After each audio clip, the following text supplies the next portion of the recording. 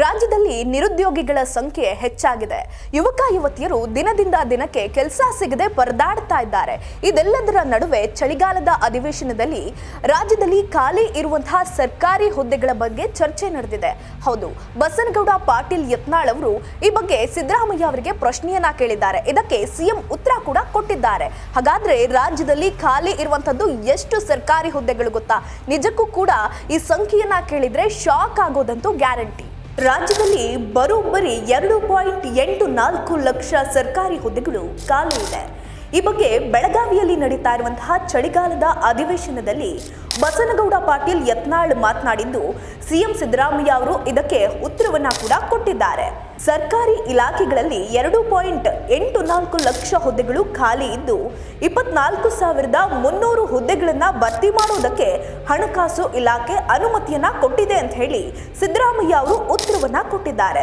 ಇದರೊಂದಿಗೆ ಹಾಲಿ ಇರುವಂತಹ ಹುದ್ದೆಗಳ ಸಂಖ್ಯೆ ಹೆಚ್ಚಾಗಿರೋದು ತಿಳಿದು ಬಂದಿದೆ. ಕಳೆದ ವರ್ಷ ಸರ್ಕಾರಿ ಇಲಾಖೆಗಳಲ್ಲಿ 2.76 ಲಕ್ಷ ಇದ್ದ ಹುದ್ದೆಗಳು ಖಾಲಿ ಇದ್ವು.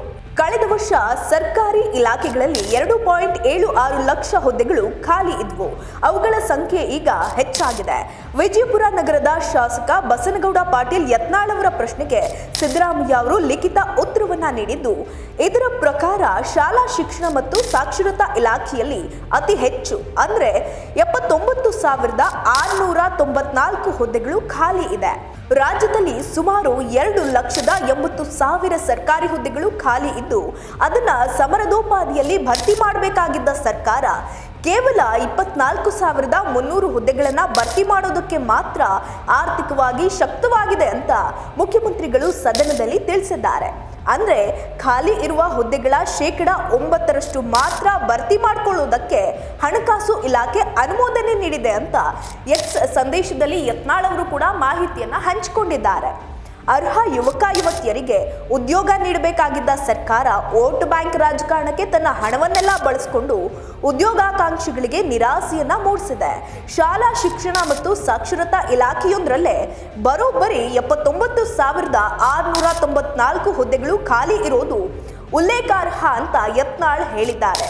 ಸರ್ಕಾರಿ ಉದ್ಯೋಗದ ಕನಸು ಕಾಣ್ತಾ ಇರುವ ಸಾವಿರಾರು ಮಂದಿ ಉದ್ಯೋಗಾಕಾಂಕ್ಷಿಗಳ ವಯೋಮಿತಿ ಮೀರ್ತಾ ಇದೆ.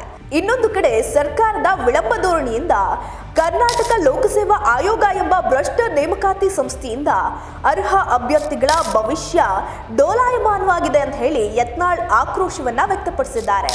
ಸರ್ಕಾರದ ಅವೈಜ್ಞಾನಿಕ ಯೋಜನೆಗಳನ್ನ ನಿಲ್ಲಿಸಿ ಖಾಲಿ ಇರುವಂತಹ ಹುದ್ದೆಗಳನ್ನ ಭರ್ತಿ ಮಾಡಿಕೊಂಡು ಆಡಳಿತಕ್ಕೆ ಚುರುಕು ನೀಡಬೇಕು ಹಾಗೂ ಅರ್ಹ ಅಭ್ಯರ್ಥಿಗಳಿಗೆ ನ್ಯಾಯ ನೀಡಬೇಕು ಅಂತ ಹೇಳಿ ಯತ್ನಾಳ್ ಆಗ್ರಹ ಮಾಡಿದ್ದಾರೆ.